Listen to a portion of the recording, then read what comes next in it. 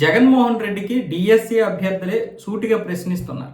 ఎక్కడైనా అవకతవకలు జరిగాయని చెప్పి మేము ఏ రోజైనా చెప్పామా? మా మీద మీరు అనవసరంగా మమ్మల్ని ఎందుకు అవమానిస్తున్నారని చెప్పి సెలెక్ట్ అయినటువంటి 16,647 మందో ఎంతమంది ఉన్నారు కదా, వాళ్ళు అలాగే ఇటువైపు ఇంతకుముందు రాసి ఎవరైతే సెలెక్ట్ అవ్వలేదో వాళ్ళు కూడా కొంతమంది, మేమైతే వెళ్ళలేదు కదా, మేమైతే జగన్మోహన్ రెడ్డి దగ్గరికి వెళ్ళలేదు కదా, నిజంగానే లీక్ అయ్యిందా లేదా అనే విషయం మీద మాకు ఎటువంటి అనుమానాలు లేవు. అనుమానాలు లేనప్పుడు పైగా ఇప్పుడు రెండో నోటిఫికేషన్ కూడా వస్తుంది అక్టోబర్లో రెండో నోటిఫికేషన్ వస్తుంది. డిసెంబర్లోనేమొచ్చేసి ఎగ్జామ్స్ ఉంటాయి. కాబట్టి దీని గురించి ఇప్పుడు మేము చేయాల్సింది ఏంటి?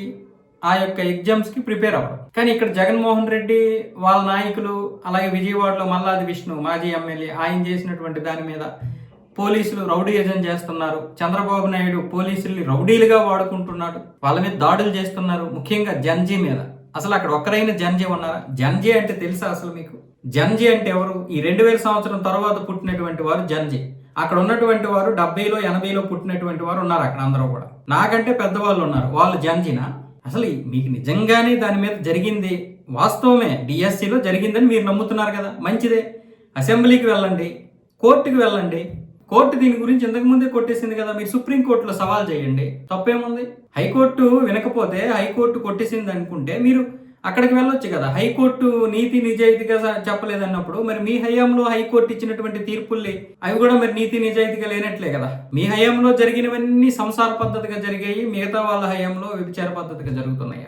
అసలు నిజంగా జగన్మోహన్ రెడ్డి గారి మీద యువతకి ఒక విధంగా ఒక పిచ్చి కోపం వచ్చేస్తుంది. ఎవరెవరో ఏదేదో చెప్తుండడం, ఏదేదో చేస్తుండడం, ఆయనకు ఒక సలహాలు ఇచ్చేవారు లేరో ఏంటో అర్థం కాదు. కానీ నిజంగా ఆ ఏంటది డిఎస్సి అనే పేరుతో చేస్తున్నటువంటి అరాచకాలు, అసలు ముఖ్యంగా ఈయన బయటకు వస్తే చాలు విధ్వంసమే.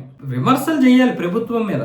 మీరు నిజంగా ప్రతిపక్షం అంటే మీకు రాకపోయినా సరే, మీరు ప్రతిపక్ష నాయకుడిగా ఉన్నారు కాబట్టి ఇప్పుడు ప్రజలు మిమ్మల్ని ప్రతిపక్ష నాయకుడిగా అనుకుంటున్నారు. ఒకళ్ళు ఇచ్చేదేంటి? ప్రభుత్వం మీకు ఎందుకు ఇవ్వాలి? మీ పరపతి మీకు ఉంటుంది, మీ యొక్క వైపు మీకు ఉంటుంది. ఎలాగో మీరు ఇది చేస్తున్నారు కదా. కాకపోతే మందిని మార్బలాన్ని చూపించేటటువంటి దీనిగా ఉండకూడదు, బల ప్రదర్శనలు చేసే విధంగా ఉండకూడదు. జగన్మోహన్ రెడ్డి గారు ఈరోజు అదే తప్పు చేస్తున్నారు. బల ప్రదర్శన దేనికి వెళ్తున్నారంటే బల ప్రదర్శన చూపించుకోవడానికి మాత్రమే వెళ్తున్నారు. ఈరోజు డిఎస్సి అభ్యర్థులందరినీ అవమానం చేసినట్లే వాళ్ళు అదే అంటున్నారు. మేము 16,000 మంది ఇలాంటి తప్పులు చేసి ఇందులోకి వచ్చామని మీ ఉద్దేశం అని అడుగుతున్నారు వాళ్ళు. 5 సంవత్సరాల్లో ఒక్క డిఎస్సి తీయకపోవడానికి కారణం ఏంటి చెప్పండి? 5 సంవత్సరాల్లో ఒక్క డిఎస్సి మీ ఇంటి జోబులోనే డబ్బులు ఇస్తారా? ఆ నిరుద్యోగులు ఏడ్చారు కదా. ఇప్పుడు దానికి ఏమొచ్చేసి సచివాలయం విషయంలో కూడా చాలా మంది ఏడుస్తున్నారు. ఆ సచివాలయంలో కూడా చాలా అవకతవకలు జరిగాయి. దాని గురించి మనం ఈరోజు బయటకు మాట్లాడుకుంటే చెత్తగా ఉంటుంది. కానీ ఆ ఉద్యోగాలు పోతాయి, సచివాలయ ఉద్యోగాలు పోతాయి అని చెప్పి ఇప్పుడు ఎవరు దాని గురించి మాట్లాడటం లేదు.